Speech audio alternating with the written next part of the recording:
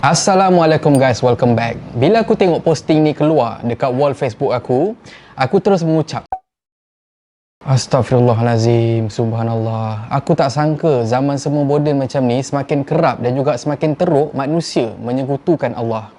Kisahnya hari ini viral beberapa keping gambar yang menunjukkan pihak bomba berjaya mengantoikan individu yang dipercayai mengamalkan ilmu hitam. Ikut laporan, pada awalnya orang ramai terlihat api dekat sebuah rumah dan terus buat report. Lepas tu datanglah bomba dengan harapan untuk menyelamatkan keadaan. Tapi rupanya misi menyelamatkan mereka jadi misi menyelamat yang pelik dan juga jarang berlaku. Dekat dalam rumah yang dipercayai terbakar tu, rupanya ialah sarang untuk individu yang sesat yang bertindak sebagai bomoh untuk buat jahat dekat orang lain. Tapi satu benda yang aku respect, bomoh sekarang ni dah moden. Siap print gambar-gambar klien dan juga mangsa.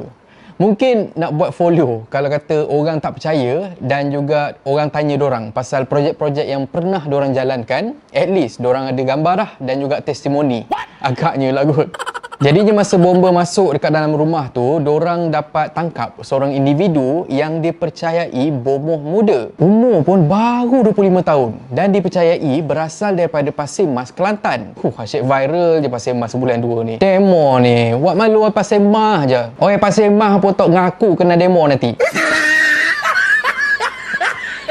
Memang aku sengaja tak nak blurkan wajah-wajah mangsa sebab sekurang-kurangnya korang yang gambar-gambar tertera ni, korang kena pastikan yang korang berhati-hati. Jangan makan sebarangan kalau kata ada orang hantar makanan. Jangan ambil apa-apa barang dan yang paling penting, lebihkan untuk dekatkan diri pada Allah Subhanahu Wa Taala dan pastikan sentiasa lindungi diri dengan air wuduk. Tidur selimutkan habis dan juga pakai stokin. Amalkan baca surah-surah ataupun doa sebelum tidur. Aku memang mengeji dan juga mengecam perbuatan syirik dan juga kurafat macam ni sebab kerana dengki dan juga khianat manusia lah keluarga aku menderita di santau selama 2 dekad lebih. Sebab tu dari kecil aku banyak belajar buruknya akibat kalau kata kita khianat pada orang lain. Dan apa yang buatkan aku bersyukur ialah yang pertama, keluarga aku masih kuat. Kedua, masa keluarga aku teruk di santau dulu, aku dapat tengok macam-macam yang manusia biasa tak ramai yang dapat tengok. Benda-benda tu semualah sebenarnya yang buatkan aku yakin bila kata kita perlu beriman kepada perkara gaib dan betapa kuatnya kuasa Allah Subhanahu Wa Taala sekiranya kita meminta perlindungan daripada dia dan bukan daripada makhluk yang lain. Mungkin kalau tak jadi semua perkara ni, aku mungkin akan jadi insan yang lebih teruk daripada aku sekarang ni. Pertama, aku rasa tak perlu kot nak bagi pengajaran sebab aku rasa masing-masing pun dah nampak dah dan juga tahu apa pengajaran yang kita boleh dapat daripada kisah ni.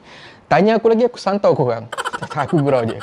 Of course, yang pertama sekali, jangan sekali kita humbankan diri kita ke tingkat paling hina, iaitu menduakan Allah Subhanahu Wa Taala. Kedua, antara sebab kenapa kita jangan terlalu tunjukkan hal-hal peribadi kita adalah sebab benda ni kita tak tahu siapa yang ada perasaan hasad dengki pada kita dan kadang-kadang orang yang benci dan juga dengki dengan kita ialah orang yang paling rapat dengan kita.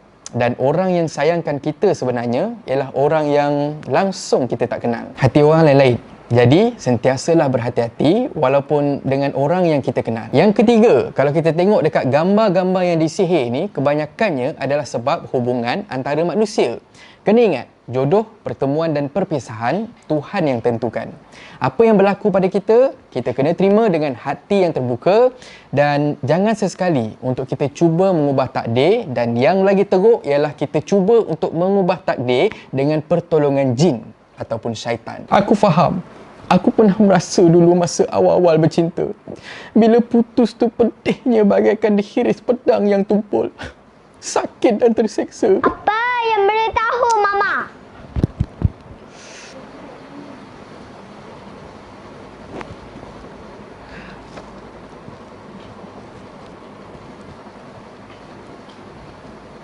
Dan kalau kita yakin atas ketentuannya,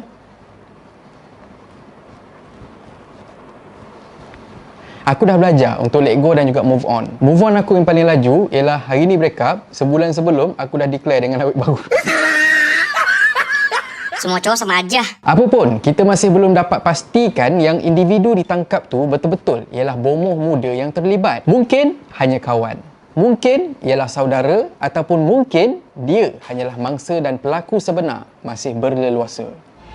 Dan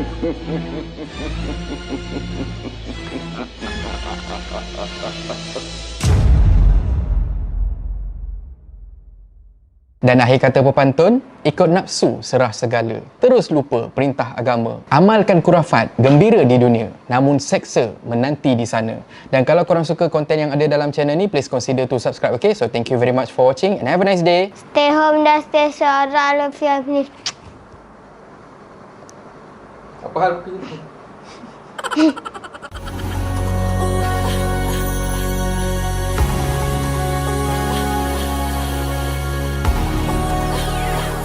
Barang dia mahal sini, Bang.